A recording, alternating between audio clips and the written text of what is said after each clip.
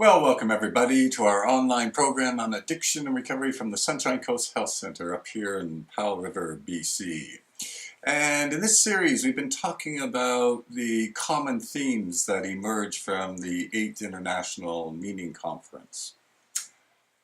And we've talked about self-accept or self-awareness. A second thing was the importance of being aware that meaning is fundamentally important to human beings. And a third idea that emerged was the idea that meaning is everywhere.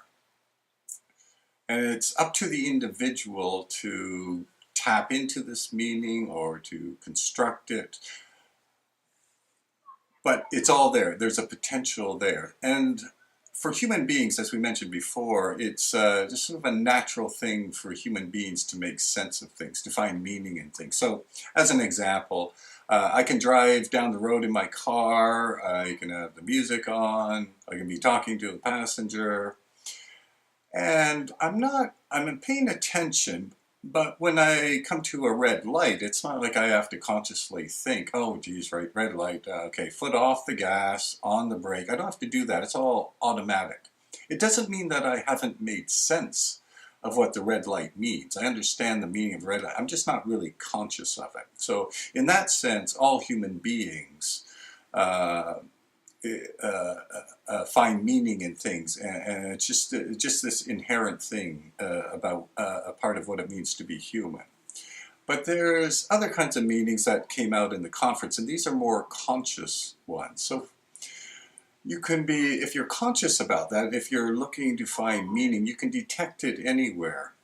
So one example we've talked about on the online program before was sort of a role model from the poets.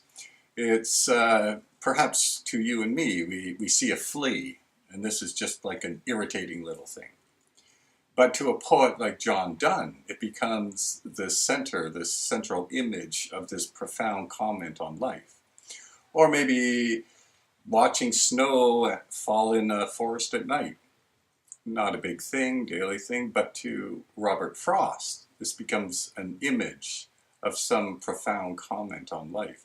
And it's in that way that these things, that we can detect meaning in them. And probably the most important one, or one of the biggest for sure, is death. And is there meaning in death? To a lot of people, it just signifies the end of life. But maybe if you look for meaning in death, you can discover, well, people are fragile, that maybe I better get on with the business of living, that even this moment is important because I know death is coming. All of these things, it can give an urgency to get on with life. So we can find meaning even in death. At any rate, the idea that meaning is everywhere is the third theme that arose from the Meaning Conference, and we'll be back next time with another theme.